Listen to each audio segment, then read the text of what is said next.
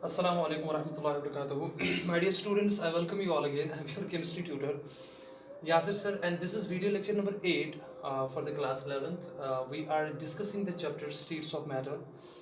And आज का जो टॉपिक है हमारा वो है एवोगैड्रोस लॉ के बारे में। एवोगैड्रोस लॉ आज हमने पढ़ना है, तो चलिए ठीक है, मैं आप कोई जो है आज का टॉपिक को हम स्टार्ट करते हैं। तो एवोगैड्रोस लॉ जो है ये एक इटालियन साइंटिस्ट ने दिया। तो एक इटालियन साइंटिस्ट था,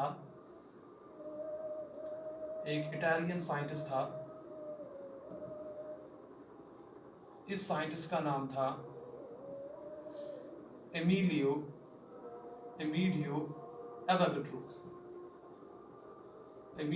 एवोगैड्रो। ये साइंटिस्ट का नाम था। 1811 की बात कर रहे हैं हम। तो 1811 में क्या किया, एक साइंटिस्ट आया, इटली से बिलोंग करता था, इटली का रहने वाला था। उस साइंटिस्ट का नाम था एमिलियो एवोगैड्रो ने क्या दिया, इसने एक लॉ दिया। उस लॉ का नाम पड़ा इसके नाम पे एवोगैड्रोस लॉ। तो एक इम्पॉर्टेंट बात जो मैं आपको बताना चाहूँ, this law is concern with the gases, because आपको पता है हम जो टॉपिक पढ़ रहे हैं वो गैसेस के मुतालिक हम पढ़ रहे हैं, बिकॉज हम स्टेट्स ऑफ मैटर डिस्कस कर रहे हैं। और मैंने आपको कहा सॉलिड स्टेट जो है वो चैप्टर वो जो है आपको क्लास 12th में अलग से पढ़ना है, और हम इस यूनिट में ज़्यादातर gaseous state and liquid state की बात करेंगे। और सबसे पहले हमने गैसेस के बारे में जाना और उसके बाद हमने कुछ लॉज जो है पढ़े, जैसे बॉयल्स लॉ है, उसके बाद हमने चार्ल्स लॉ पढ़ा, उसके बाद हमने गिब्स लॉ पढ़ा। और आज का जो हमारा टॉपिक है वो एवोगैड्रोस लॉ के रिलेटेड है, जो कि गैसेस के रिलेटेड है।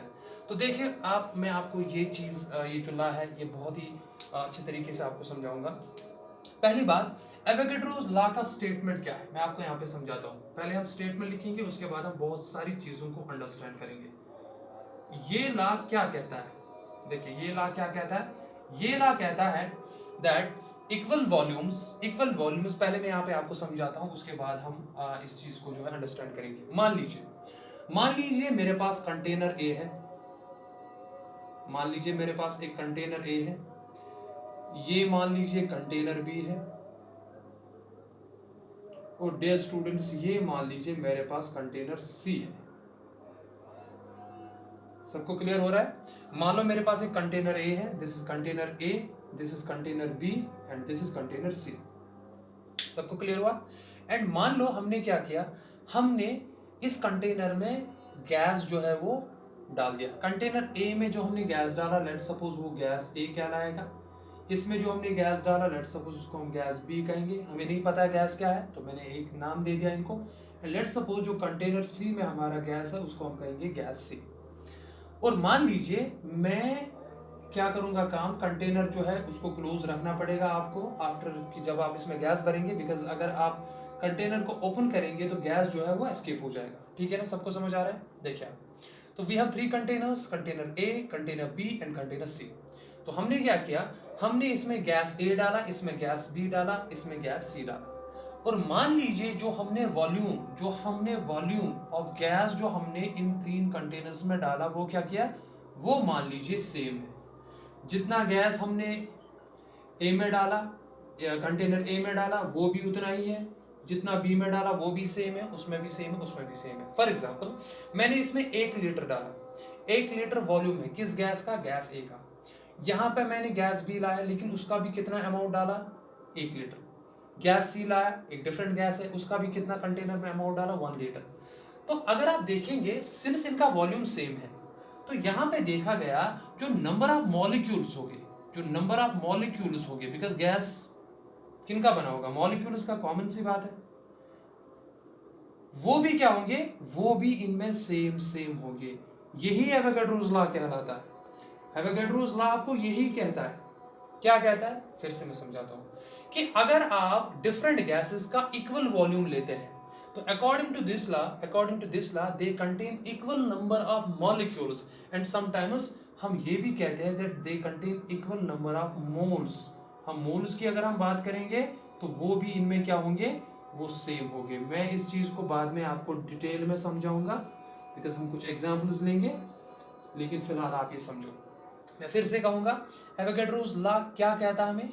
ये हमें ये सिखाता है, अगर आपके पास डिफरेंट गैसेस हैं लेकिन उन डिफरेंट गैसेस का आपका वॉल्यूम सेम है, तो अगर उनका वॉल्यूम सेम है तो उनमें जो नंबर ऑफ मॉलिक्यूल्स होंगे वो भी सेम होंगे। फॉर एग्जांपल, अगर मान लो आपने इसका 1 लीटर लिया, इसका भी 1 लीटर लिया और इसका भी 1 लीटर लिया, और मान लो अगर गैस ए के 1 लीटर वॉल्यूम में मान लो 1000 मॉलिक्यूल्स है, किसके?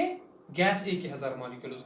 तो गैस बी जो है, जो कि आपने सेम 1 लीटर लिया था, उसमें भी 1000 ही मॉलिक्यूल्स होंगे लेकिन गैस बी के, and similarly there will be 1000 molecules of gas C.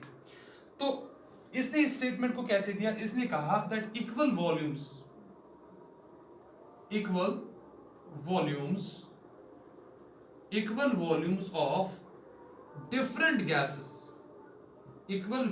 Of different gases under, ये पॉइंट मैं अभी समझाऊंगा बिकॉज ये मैंने अभी जिक्र नहीं किया, अंडर सिमिलर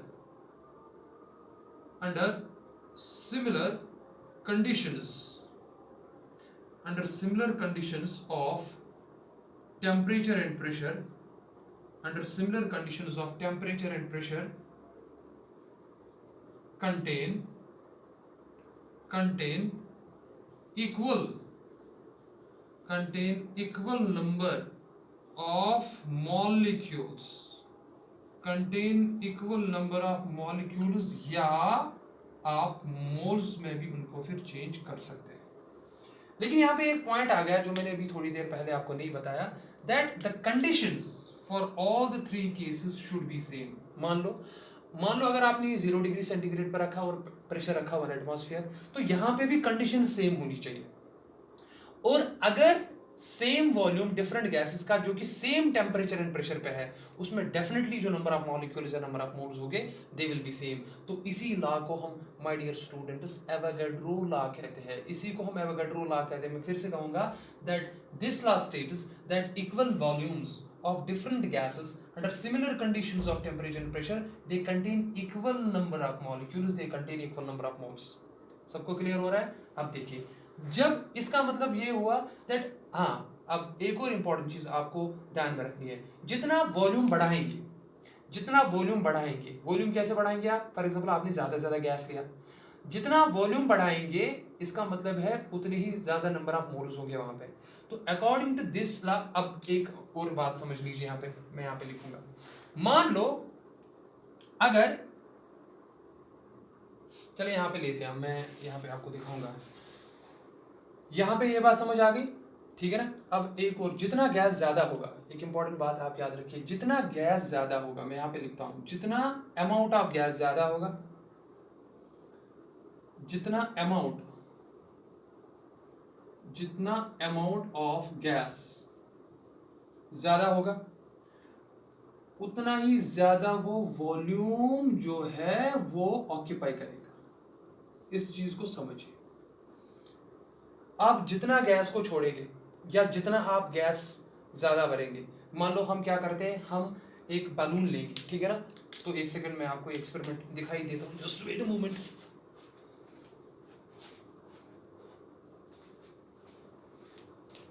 देखिए माय डियर स्टूडेंट्स, मैंने यहाँ पे क्या लिखा? मैंने लिखा amount of a gas is directly proportional to the volume occupied by gas. जितना आप अमाउंट ज्यादा लेंगे उतना ही वॉल्यूम भी ऑक्यूपाई ज्यादा होगा। या आपके पास एक बैलून है, आप देख सकते हैं, आप बैलून है, 5 रुपए में मैंने लाया है बैलून, ठीक है ना, आपको एक्सपेरिमेंट दिखाने के लिए। देखिए एवोगैड्रोस लॉ को समझिए। पहले मैं यहाँ पे लिखता हूँ यहाँ पे कि ये लॉ क्या कहता है, equal volumes of different gases under similar conditions of temperature and pressure contain equal number of moles. पहले तो ये बात है। और दूसरा यहाँ पे एक इंपॉर्टेंट बात याद रखेंगे, that volume of gas occupied जो होगा, that is directly proportional to the number of moles, of gas, that is directly proportional to the number of moles of gas, but हाँ at constant pressure। तो उस time आपको ध्यान में रखने हैं कि प्रेशर जो है वो कांस्टेंट होना चाहिए, ठीक है ना? ये चीज़ें आप समझ लीजिए। अब यहाँ पे ध्यान दो, तो क्या मैं लिख सकता हूँ, चलो मैं पहले लिख सकता हूँ, क्या मैं लिख सकता हूँ that volume occupied by gas that is V is directly proportional to N। What is N? n is here number of moles, या आप इसको नंबर ऑफ मॉलिक्यूल्स भी लेते हैं, लेकिन हम ज़्यादातर नंबर ऑफ मोल्स ही लेते हैं। Now check it out. मान लो मेरे पास एक कंटेनर है, ठीक है ना, मैं क्या कर रहा हूँ, मैं इसमें अमाउंट, देखो इस बात को समझिए, जब मैं इसमें फूक डालता हूँ अंदर, तो मैं गैस का कुछ अमाउंट अंदर डाल रहा हूँ। सबको समझ आ रहा है? Amount of a gas is directly proportional या is equal to the volume, या मैं लिख सकता हूँ यहाँ पे is directly proportional to the volume occupied. Better to write directly proportion. देखिए ना खुद ही, देखिए मैंने कुछ अमाउंट गैस का इधर डाला, अंदर डाला, तो कितना वॉल्यूम इसने ऑक्यूपाई किया, सपोज इतना किया। अब देखिए मैं अमाउंट ऑफ गैस जो है वो बढ़ा रहा हूँ, देखिए मैंने अमाउंट ऑफ गैस इंक्रीज किया, तो बताइए वॉल्यूम कितना हो रहा है, वॉल्यूम भी इंक्रीज हो रहा है। देखिए मैं इंक्रीज कर रहा हूँ, वॉल्यूम भी इंक्रीज हो रहा है। बात समझ रहे हो ना? पहले क्या है, पहले मैंने कहा equal volumes of different gases. अगर आपकी डिफरेंट गैसेस है लेकिन उन्होंने ऑक्यूपाई किया है सेम वॉल्यूम, उन्होंने ऑक्यूपाई किया है सेम वॉल्यूम, तो उसमें क्या होगा, उसमें जो उसमें नंबर ऑफ मॉलिक्यूल्स है, नंबर ऑफ मोल्स होंगे वो सेम होंगे। तो पहले आपको ये पता होना चाहिए एट कांस्टेंट प्रेशर जितना आप अमाउंट ज्यादा भर रहे हो, अमाउंट का मतलब है जितना आप नंबर ऑफ मॉलिक्यूल्स भर रहे हो, जितना आप number of moles of gas भर रहे हो, because number of moles is basically the unit for the amount of a substance. आप इसमें जितने number of moles of gas भर रहे हो उतना ही इसका वॉल्यूम इंक्रीज हो रहा है। ये भी एवोगाड्रोस लॉ ही आपको कह रहा है, volume of a gas is directly proportional to the number of moles of gas. वही मैंने लिखा v is directly proportional to n। समझिए, तो मैं क्या कर रहा हूं, मैं जितना जितना आप देखो अमाउंट भर रहा हूं उतना उतना वॉल्यूम इंक्रीज हो रहा है।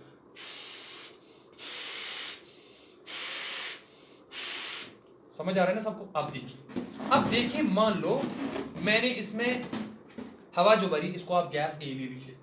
मान लो इसका वॉल्यूम जो है, मैंने कितने नंबर ऑफ मोल्स इसमें भरे, पहले बात समझिए, मैंने इसमें कहा कि इसमें 1 लीटर था गैस, मान लो इसमें 1 लीटर था, मैं दूसरा बैलून लाऊंगा या यही बैलून लाऊंगा, अब इसमें मैं गैस भरूंगा, गैस भी उसमें भी 1 लीटर डालूंगा, फिर गैस सी लाऊंगा, वो इसी बैलून में अलग से भरूंगा या डिफरेंट बैलून में भरूंगा, वो भी 1 लीटर ही लूंगा।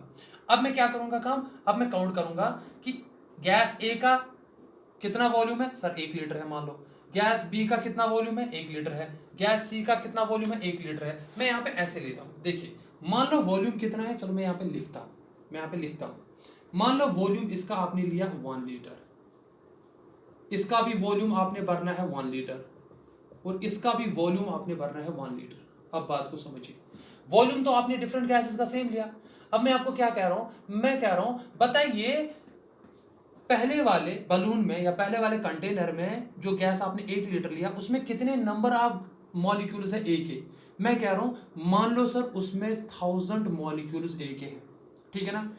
तो आप कह रहे हो सर गैस बी जो है मैंने वो भी 1 ही लीटर लिया, तो मैं कह रहा हूं अकॉर्डिंग टू एवोगाड्रोस लॉ उसमें भी जो नंबर ऑफ मॉलिक्यूल्स होंगे वो भी उतनी ही होगी जितने पहले वाले में थे। तो पहले वाले में 1 लीटर में कितने मॉलिक्यूल्स आ गए, 1000, इसमें भी श्योरली 1000 हो गए। तो अगर आपने ये भी यहाँ पे कितने लिया 1 लीटर, तो इसमें भी नंबर ऑफ मॉलिक्यूल्स 1000 हो गए। जरा रिवर्स में जाओ, अगर आपने नंबर ऑफ मॉलिक्यूल्स ही डिफरेंट गैसेस के सेम लिए, अगर आपने नंबर ऑफ मोल्स या नंबर ऑफ मॉलिक्यूल्स ही डिफरेंट गैसेस के सेम लिए, इसका मतलब है they will occupy the same value. Reverse जाओ, equal volumes of different gases under similar set of conditions under a particular temperature and pressure they will have equal number of molecules, suppose 1000 and in other words अगर हम reverse में जाएंगे बिल्कुल यही statement that the same number of molecules of different gases under similar conditions of temperature and pressure they will occupy same volume, that is 1 liter। ये जो 1 litre मैंने दिया ना, ये मैंने आपको समझाने के लिए दिया। सबको क्लियर हो रहा है ना? अब देखिए यहाँ पे, तो चलो ठीक है, ये कानून का आपको समझ आया। मैंने इसलिए आपको यहाँ पे दिखाया बिकॉज कुछ लोग कंफ्यूज ना हो जाए, sir amount of gas volume से कैसे रिलेटेड है। बिकॉज जितने आप नंबर ऑफ मॉलिक्यूल ज्यादा भर रहे हो, बिकॉज जब मैं फूक दे रहा हूँ अंदर से तो बेसिकली मैं number of molecules of gas जो अंदर डाल रहा हूँ बैलून के वो मैं इंक्रीज कर रहा हूँ, और मैंने देखा कि वॉल्यूम जो है गैस का वो इंक्रीज हो रहा है। तो वो मुझे कहने का मतलब है, हालांकि ये जो मैंने यहाँ पे आपको बताया कि under similar conditions of temperature and pressure क्या हो सकती है वो मैं आपको थोड़ी देर बाद समझाऊंगा। तो यहाँ पे समझ आ गया? मैं फिर से कहूँगा, एवोगाड्रोस लॉ क्या कह रहा था that equal volumes of different gases under standard set of conditions of temperature and pressure they will contain equal number of molecules or they will contain equal number of moles। अब ध्यान में दे यहाँ पे, अगर मान लो आपने नंबर ऑफ मोल्स, अब बात समझिए, अगर आपने नंबर ऑफ मोल्स जो कि गैस के, अगर आपने इसका 1 मोल लिया, 1, इसका 1 मोल लिया, इसका भी 1 मोल लिया, इसका भी 1 मोल लिया। ध्यान दो बच्चों, मैं क्या कह रहा हूं सर, अब आपने कितने नंबर ऑफ मोल्स गैस ए के इस कंटेनर में डाले, 1 मोल। सर गैस बी का कितना डाला, 1 मोल। गैस सी का कितना डाला, 1 मोल। तो आपको पता है 1 मोल में कितने कंस्टिट्यूएंट पार्टिकल्स होते हैं। इसका मतलब ये हुआ that sir 1 mole gas a container में डालना है, इसका मतलब है आपने कितने नंबर ऑफ मॉलिक्यूल्स गैस ए के इस कंटेनर में डाले हैं, दैट इज 6.022 इंटू 10⁻23। सबको क्लियर हुआ। मूल कॉन्सेप्ट तो थोड़ा तो पता होगा, इस नंबर के बारे में आपको पता होगा। बताओ इसमें भी कितने होंगे, 6.022 इंटू 10⁻23, और इसमें भी कितने होंगे, 6.022 इंटू 10⁻23। फर्क सिर्फ इतना है दैट इस वाले कंटेनर में 6.022 इंटू 10⁻23 मॉलिक्यूल्स गैस ए के होंगे, इसमें बी के होंगे और इसमें सी के होंगे। और उस टाइम जो वॉल्यूम ऑक्यूपाई होगा, उस टाइम जो वॉल्यूम ऑक्यूपाई होगा, वो वॉल्यूम जो होगा, उस वॉल्यूम को मोलर वॉल्यूम कहते हैं। उस वॉल्यूम को, चलो मैं वो यहीं पे लिखता हूं, उस वॉल्यूम को my dear students molar volume कहते हैं। मोलर वॉल्यूम उसको कहते हैं। उस वॉल्यूम को क्या कहते हैं डियर स्टूडेंट्स, मोलर वॉल्यूम। शाबाश, क्या कहते हैं, मोलर वॉल्यूम। और ये देखा गया है कि अगर उस टाइम टेम्परेचर था 0 डिग्री सेंटीग्रेड, 0 डिग्री सेंटीग्रेड कितना होता है केल्विन में, 273.15 केल्विन ये होता है। और प्रेशर अगर आपने लिया 1 atm, 1 एटमॉस्फेयर, ये अगर प्रेशर था, इस बात को समझिए, मैंने ऊपर लिखा ना, under set of standard conditions and temperature, इसी को कहते हैं STP, standard conditions of temperature and pressure. ध्यान दो इसको, यहाँ पे जो मैंने लिखा similar conditions of temperature and pressure, STP का क्या मतलब होता है, टीपी का मतलब होता है standard conditions of temperature and pressure.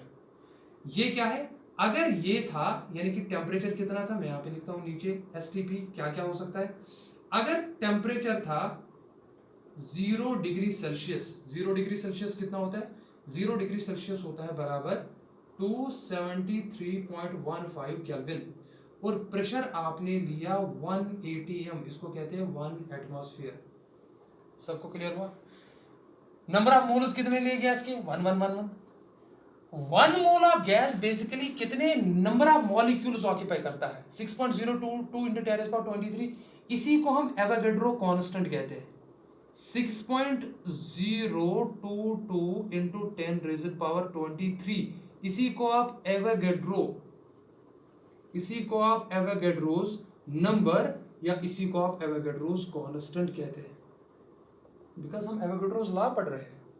उस टाइम वॉल्यूम जो भी ऑक्यूपाई होगा, कितने नंबर ऑफ मोल्स का वॉल्यूम है, 1 मोल का, तो इसीलिए उस वॉल्यूम को आप कहोगे मोलर वॉल्यूम। लेकिन बात समझो, लेकिन अगर कंडीशंस थी एसटीपी की, क्या, टेम्परेचर 0 डिग्री सेंटीग्रेड था और प्रेशर 1 atm था, एटमॉस्फेयर, उस टाइम जो वॉल्यूम ऑक्यूपाई होता है वो होता है 22.4 लीटर्स। ये एक्सपेरिमेंटली देखा गया है, बिकॉज लॉ तभी दिया जाता है जब पहले एक्सपेरिमेंट्स कंडक्ट किए जाते हैं। तो 0 कितना आएगा, अगर मिलीलीटर्स में देखेंगे तो इट विल बी 22400 मिलीलीटर, यहाँ पे भी 22.4 लीटर, और मिलीलीटर्स में कितना होगा, 22400 मिलीलीटर, और यहाँ पे अभी आप देखोगे 22.4 लीटर्स, और अगर आप मिलीलीटर्स में देखोगे इट विल बी 22400 मिलीलीटर। और इसी वॉल्यूम को कहते हैं molar volume. Molar volume is simply the volume occupied by 1 mole of gas at STP. STP का मतलब है standard temperature and pressure condition. मैं फिर से कह रहा हूं, स्टैंडर्ड टेम्परेचर एंड प्रेशर को कहते हैं STP। तो whenever you see somewhere there is written STP, it means standard temperature and pressure, means temperature का एक definite value लिया जाता है and that is 0 degree Celsius, in centigrade scale, और केल्विन में वो 273.15 केल्विन के बराबर होता है, और प्रेशर उस टाइम लिया जाता है 1 एटमॉस्फेयर। और उस टाइम गैस कितना वॉल्यूम ऑक्यूपाई करेगा? 22.4 लीटर्स और 22,400 मिलीलीटर। अब रिवर्स में आ जाइए, देखो मैंने क्या किया, समझिए बात को। मैंने नंबर ऑफ मोल सेम लिए। जब आपने नंबर ऑफ मोल्स जो है एक एक लिया, तो जाहिर सी बात है एक मोल में कितने नंबर ऑफ मॉलिक्यूल्स होते हैं, पार्टिकल्स होते हैं? Avogadro's number, that is 6.02 × 10⁻23। वो इसके भी हो गए, इसके भी हो गए, इसके भी हो गए। हाँ, एक बात है, ये गैस ए मॉलिक्यूल्स के होंगे, वो बी के होंगे, वो सी के होंगे। अब since number of molecules equal है, तो नंबर ऑफ मॉलिक्यूल्स जो है वो ऑक्यूपाई करते हैं सेम वॉल्यूम। तो इसका मतलब है आपने नंबर ऑफ मॉलिक्यूल्स इक्वल लिए डिफरेंट गैसेस के, तो वो different gases under standard conditions of temperature and pressure they will occupy a similar volume. और अगर आप रिवर्स जा रहे हो, आप वॉल्यूम ही इक्वल ले रहे हो, तो उस इक्वल वॉल्यूम में डिफरेंट गैसेस के इक्वल नंबर ऑफ मॉलिक्यूल्स होंगे, यानी कि इक्वल नंबर ऑफ मोल्स होंगे। उसी लॉ को हम एवोगाड्रोस लॉ कहते हैं डियर स्टूडेंट्स। सो एवोगाड्रोस लॉ क्या कहता है, मैं फिर से कहता हूँ, that equal volumes of different gases under similar conditions of temperature and pressure they contain equal number of molecules or they contain equal number of moles। ये जो मैंने आपको V is directly proportional to n यहाँ पे दिया, ये मैं आपको बाद में फिर अलग से भी बताऊंगा ये क्या होता है। तो आई होप कि आपको स्टेटमेंट समझ आया। मैं फिर से कह रहा हूँ, अगर आप मुख्तलिफ गैसेस लेते हैं और उन गैसेस का आप वॉल्यूम जो है वो सेम लेते हो, तो ये देखा गया है एक्सपेरिमेंटली दैट अगर आपने वॉल्यूम सेम लिए तो उन डिफरेंट गैसेस के जो नंबर ऑफ मॉलिक्यूल्स होंगे वो भी सेम होंगे। और रिवर्स में अगर आप जाते हैं, लेकिन हाँ प्रॉपर सेट ऑफ कंडीशंस जो होनी चाहिए डिफरेंट गैसेस की वो सेम होनी चाहिए, मतलब तीनों गैसेस जो है सेम टेम्परेचर पे होने चाहिए, सेम प्रेशर पे होने चाहिए। लेकिन अगर आप रिवर्स में जाते हो डियर स्टूडेंट्स, तो मतलब कि आप नंबर ऑफ मॉलिक्यूल्स ही डिफरेंट गैसेस के सेम लेते हो और conditions of temperature and pressure आप इक्वल रखते हो, तो आप एक्सपेरिमेंटली देखोगे जो वॉल्यूम ऑक्यूपाई होगा उनसे वो भी इक्वल होगा। सिंपली है, उसी को कहते हैं एवोगाड्रोस लॉ। तो चलिए बताइए मेरे साथ आप, एवोगाड्रोस लॉ क्या कहलाता है? Equal volumes of different gases और all the gases under similar conditions of temperature and pressure they contain equal number of molecules. फिर से समझिए, equal volumes of different gases under similar conditions of temperature and pressure they contain equal number of molecules or they contain equal number of moles। in other words, equal number of molecules or equal number of moles of different gases under similar conditions of temperature and pressure they occupy similar volume। सबको clear हुआ ना? अब देखिए, लेकिन आपने एक important चीज याद रखी, अगर नंबर ऑफ मोल्स, बात समझिए फिर से, अगर number of moles different gases का आप लेते हैं 1, यानी कि आप 1 मोल लेते हैं, लेकिन किस कंडीशन पे लेते हैं? एट टेम्परेचर 0 डिग्री सेंटीग्रेड, वो आपको पता है, वो 273 जो है 273 + 15 केल्विन होता है, और प्रेशर आपने लिया कितना? 1 atm। तो उस टाइम आपने देखा दैट, चलो मैं ऐसे लिखता हूं, देखिए मैं ऐसे लिखता हूं, इस बात को समझिए। फॉर 1 मोल ऑफ गैस, यानी कि n जो है n = 1 एट मैं यहां पे लिखूंगा टेम्परेचर 0 डिग्री सेंटीग्रेड, कितना होता है? 273.15 केल्विन। और बताइए प्रेशर कितना होता है डियर स्टूडेंट्स? 1 atm। बताइए इस टाइम जो Vm होता है, Vm क्यों मैंने लिखा? मोलर वॉल्यूम, इसको कहते हैं मोलर वॉल्यूम। एक मोल गैस का जितना वॉल्यूम होगा उसको मोलर वॉल्यूम कहते हैं, बिकॉज मैंने 1 मोल गैस का लिया। वो कितना होगा? वो एक्सपेरिमेंटली देखा गया है 22.4 लीटर्स। और अगर आप मिलीलीटर के हिसाब से लेंगे तो 1000 से मल्टीप्लाई करेंगे, दैट विल बी 22400 मिलीलीटर। ये बात सबको समझ आई? आप देखिए, V is directly proportional to n, ये समझ आया होगा, बिकॉज मैंने जितना अमाउंट गैस का भरा बलून में, आपने देखा वॉल्यूम उतना इंक्रीज हो गया, ठीक है ना? लेकिन प्रेशर रिमेनिंग कांस्टेंट, वो बात आप याद रखेंगे। अब यहाँ पे आ जाइए, ये तो केस फर्स्ट था, केस सेकंड देखिए, अगर आपने टेम्परेचर 0 डिग्री सेल्सियस ही लिया, चलो ठीक है, दैट मीन्स 273.15 केल्विन ही लिया, लेकिन आपने क्या किया काम? आपने प्रेशर जो है, आपने प्रेशर लिया 1 बार, 1 बार प्रेशर थोड़ा कम होता है 1 एटमॉस्फेयर से, यानी कि 1 एटमॉस्फेयर ज्यादा होता है, थोड़ा सा ज्यादा होता है 1 बार से। कितना होता है, मैं पहले यहां पे आपको ये बता दूं, 1 एटमॉस्फेयर जो होता है, 1 बार जो होता है, 1 बार वो होता है बराबर 0.987 एटमॉस्फेयर के बराबर। तो इसका मतलब है 1 एटमॉस्फेयर बराबर नहीं है, 1 बार 1 एटमॉस्फेयर के बराबर नहीं है, 1 एटमॉस्फेयर से थोड़ा कम है। यानी कि जब ये प्रेशर कम है, ये प्रेशर ज्यादा है, आपको पता है प्रेशर और वॉल्यूम में इनवर्स रिलेशन होता है, इसलिए अगर आप देखेंगे सिंस यहाँ पे प्रेशर 1 बार 1 एटमॉस्फेयर से कम है, इसलिए आप देखोगे उस टाइम जो मोलर वॉल्यूम होगा इस कंडीशन पे, ये भी एसटीपी है, इसको भी एसटीपी कहते हैं। एसटीपी का मतलब क्या है, standard temperature and pressure condition. यहाँ पे भी स्टैंडर्ड कंडीशन हमने ये रखी, स्टैंडर्ड टेम्परेचर एंड प्रेशर, यहाँ पे स्टैंडर्ड हमने थोड़ा प्रेशर जो है चेंज किया, लेकिन ये स्टैंडर्ड ही रहेगा इस एक्सपेरिमेंट के लिए। तो उस टाइम वो मोलर वॉल्यूम जो Vm है वो थोड़ा सा इंक्रीज होगा, पता है क्यों, क्योंकि बार जो 1 बार प्रेशर है वो उस एटमॉस्फेयर से थोड़ा कम है। जितना प्रेशर आप डिक्रीज करेंगे ना उतना वॉल्यूम इंक्रीज होता है। बॉयल्स लॉ में तो आपने सीखा ही है, टेम्परेचर तो कांस्टेंट रहता है। अब देखिए कितना होगा, वो होता है बराबर 22.7 लीटर्स। तो अगर आप मिलीलीटर्स में देखेंगे इट विल बी 22700 मिलीलीटर। अब आपको ये थोड़ा जो फर्क दिख रहा है यहाँ पे देखो, यहाँ पे वॉल्यूम थोड़ा सा ज्यादा है as compared to this volume, होना भी चाहिए, क्यों, क्योंकि यहाँ पे प्रेशर थोड़ा कम है than this pressure. My dear student, सबको समझ आ गया, यहाँ पे सबको समझ आ गया। अब देखिए केस नंबर 3 क्या है। केस नंबर 3 में यहाँ पे लिखूंगा, बिकॉज आई होप आपने ये चीजें तो समझ ली होगी।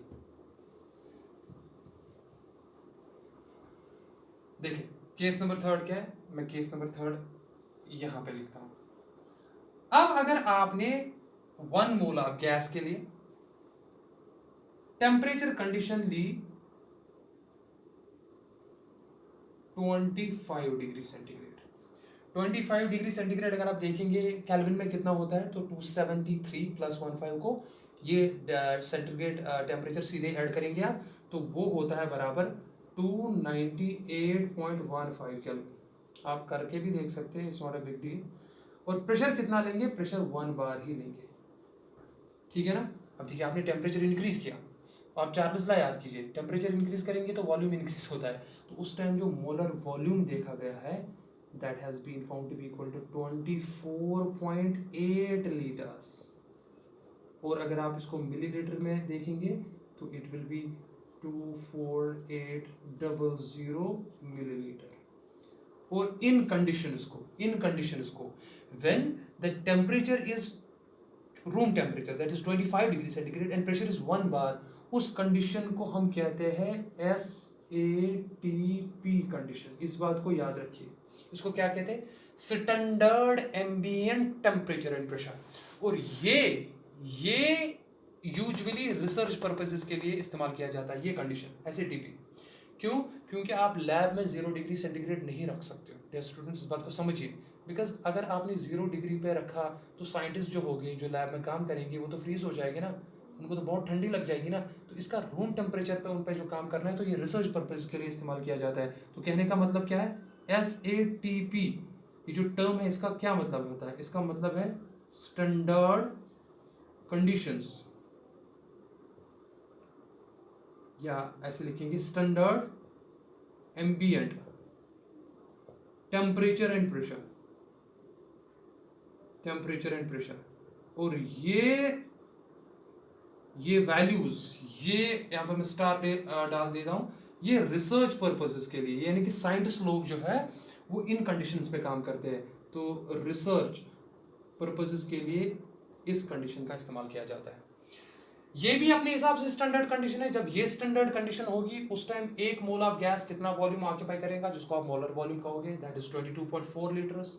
हमेशा के लिए आप याद रखना that wherever you will see that the temperature is 0 degree centigrade, the gas, 1 mole of a gas is at this temperature and this pressure, you should definitely come to the point that the volume that we call as a molar volume will be 22.4 liters or 2400 milliliter. But if you slightly decrease the temperature, but temperature remaining constant, then there will be a slight increase in the volume, and that time the molar volume will be equal to 22.7 liters, that is equal to 22,700 milliliter. But if you are performing the experiment under SATP conditions, that means standard ambient temperature and pressure, then that means 25 degrees centigrade is the temperature and the pressure is equal to 1 bar. At that time the molar volume for that gas, of course molar volume when I am saying, I am talking about the 1 mole of a gas, that will be equal to 24.8 liters, that means 24,800 milliliter. तो what I want to say is that आप gases का volume same लीजिए, same set of conditions of temperature and pressure पे, उसमें number of molecules equal होंगे, उसमें number of moles same होंगे. आप नंबर ऑफ मोल्स ही या नंबर ऑफ मॉलिक्यूल्स ही डिफरेंट गैसेस के एक particular set of conditions of temperature and pressure पे इक्वल ले लीजिए, दे will occupy the same volume. This is what Avogadro's law states. तो मैं फिर से इसको कहूंगा that Avogadro's law states that equal volumes of different gases under similar conditions of temperature and pressure, they contain equal number of molecules or they contain equal number of moles. Now coming to the point, this that the amount of a gas is directly proportional to the volume occupied, because this is the conclusion that has been obtained from the Avogadro's law. तो इससे हमें क्या information मिलेगी, मैं वो यहाँ पे लिखता हूँ. देखिए, I hope these things are already clear to you. Now, since we already know that according to Avogadro's law also, according to this law, मैं फिर से लिखता हूँ यहाँ पे, volume of a gas is directly proportional to the amount of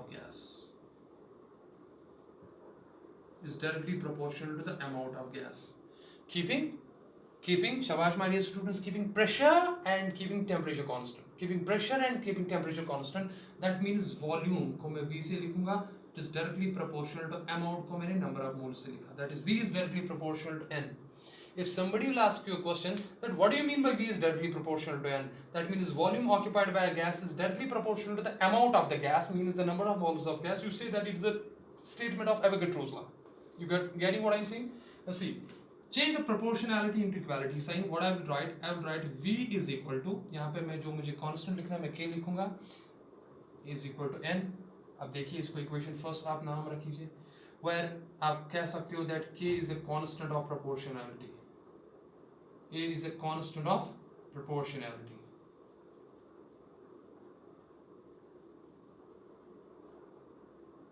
K is a constant of proportionality. अब यहाँ पे आइए, अब मुझे बताइए नंबर ऑफ मोल्स जो है, अगर आपको पता है तो ठीक है, नहीं पता है तो मैं यहाँ पे बता दूं आपको. नंबर ऑफ मोल्स जो है N, वो किसके बराबर होता है, मैं यहाँ पे लिखता हूँ. नंबर ऑफ मोल्स जो होता है उसके लिए फॉर्मूला एक है, मास डिवाइडेड बाय मोलर मास. उसको मॉलिक्यूलर मास भी कहते हैं. ये आपने क्लास 9th में भी पढ़ा होगा और चैप्टर 1 में भी आपने पढ़ा होगा. अगर आपने चैप्टर 1 नहीं पढ़ा है तो फिर भी आप इस चीज़ को ध्यान में रखेंगे दैट अगर आपको किसी सबस्टेंस का अमाउंट दिया गया है और आपको उसका मोलर मास पता है, तो आप मास को मोलर मास से डिवाइड कीजिए, आपको वहाँ पे नंबर ऑफ मोल्स मिलेंगे. जैसे चलो मैं पहले आपको ये चीज़ क्लियर करूँगा, उसके बाद हम आगे बढ़ेंगे. देखिए, मान लो मेरे पास एक सबस्टेंस है कार्बन डाइऑक्साइड. देखिए CO2, ठीक है ना, CO2. मैं क्या करूंगा काम, मैं लूंगा CO2 के, CO2 एक सबस्टेंस है, कार्बन डाइऑक्साइड गैस है, मैं इसके लूंगा 22 ग्राम्स. मैंने क्या किया जिगर काम, मेरे पास एक कार्बन डाइऑक्साइड गैस है,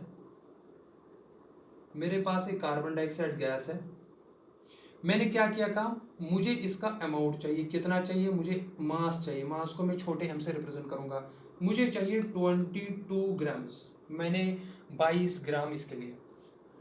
लेकिन कार्बन डाइऑक्साइड का अपना मॉलिक्यूलर मास क्या है, उसको मोलर मास भी कहते हैं, ठीक है ना, उसको मैं कैपिटल M से रिप्रेजेंट करूंगा. वो कितना है, वो देखो कैसे निकालते हैं, वो सम ऑफ एटॉमिक मास का सम किया जाता है. कार्बन का एटॉमिक मास कितना है, 12 यूनिट्स, प्लस एक ऑक्सीजन का 16 है, तो यहाँ पे 2 है तो मल्टीप्लाई 2 से करेंगे तो ये तो 12 यूनिट हो गए, प्लस 16 मल्टीप्लाइड 2 दैट इज हो गया 32 यूनिट्स। तो बताओ टोटल कितना हो गया, 2 हो गया 4 एंड 3 + 1 दैट इज 4। तो इसका मतलब है 44 यूनिट जो है, 44 यूनिट। और अगर मैं ग्राम मॉलिक्यूलर मास की बात कर रहा हूँ तो मैं यहाँ पे 44 ग्राम्स लूंगा, ठीक है ना। When the atomic mass is expressed in grams, we call that as gram atomic mass. When the molecular mass is expressed in grams, we call that as gram molecular mass. तो carbon dioxide के एक मोल का that means Avogadro's number of molecules of carbon dioxide का जो molecular mass होगा वो 44 grams होगा। और आपको एक इंपॉर्टेंट बात बता दूं, वो क्या है, दैट कार्बन डाइऑक्साइड का मॉलिक्यूलर मास जो है ना ये फिक्स्ड रहता है, ये चेंज नहीं होता है। ये this mass, molar mass, this remains fixed, this do not gate changed. लेकिन ये मास हम वैरी कर सकते हैं, कभी मैं 10 ग्राम लूंगा, कभी मैं 20 ग्राम लूंगा, कभी मैं 100 ग्राम लूंगा, लेकिन molar mass of a particular substance that remains constant. अब अगर आपको यहाँ पे नंबर ऑफ मोल्स निकालने होंगे तो नंबर ऑफ मोल्स कैसे निकालेंगे, तो नंबर ऑफ मोल्स की फॉर्मूला क्या है, नंबर ऑफ मोल्स की फॉर्मूला है यानी कि n नंबर ऑफ मोल्स, इसकी फॉर्मूला है मास डिवाइडेड बाय मोलर मास। ये मैं कहना चाह रहा था आपसे, मास डिवाइडेड बाय मोलर मास। और अगर आप यहाँ पे कार्बन डाइऑक्साइड की बात करेंगे, अगर मैं लिखूंगा यहाँ पे फॉर कार्बन ब्रैकेट में, तो कार्बन डाइऑक्साइड के नंबर ऑफ मोल्स कितनी होगी, तो मैं लिखूंगा NCO2, number of moles of carbon dioxide that will be equal to mass of carbon dioxide divided by molar mass. Mass मैंने कितना लिया 22 ग्राम्स, मोलर मास कितना है वो तो कांस्टेंट है, फिक्स्ड है, दैट इज 44 ग्राम्स। तो ग्राम ग्राम कैंसिल हो जाएगा, दिस इज 21, 22 2, समझ आ रहा है ना। 22 को मल्टीप्लाई आप 2 से करोगे तो दैट विल बी 44, इतना तो पता है ना। तो 1 डिवाइड बाई 2 तो कितना निकला, 1 डिवाइड बाई 2 वो कितना हो गया 0.5। सबको क्लियर हो रहा है। तो इसका मतलब है यहाँ पे 22 ग्राम्स ऑफ कार्बन डाइऑक्साइड का मतलब है 0.5 mole of carbon dioxide. What I want to say is that number of moles की फॉर्मूला है, अगर आपको मास ऑफ सब्सटेंस पता है डिवाइडेड करेंगे उसके मोलर मास, ये मैंने यहाँ पे समझाया। आई होप ये सबको क्लियर हो गया। तो चलिए ठीक है, मैं इसको इरेज करता हूँ। देखिए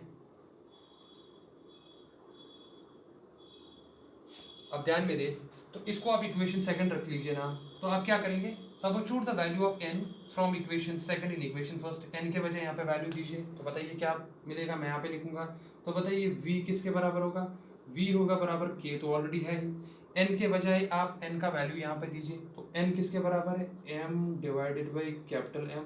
what is m, m is the given mass, what is capital M, it is a molar mass, जिसको आप मॉलिक्यूलर मास भी कहते हो, ठीक है ना। अब देखिए मुझे बताओ मॉलिक्यूलर मास को अगर मैं यहाँ पे इंटरचेंज करूँ, बताइए m किसके बराबर होगा, तो ये डाउन कीजिए या उसको ऊपर कीजिए, तो that will be equal to k into m divided by v। अब देखिए यहाँ पे फिर से समझिए, तो बताइए m किसके बराबर होगा,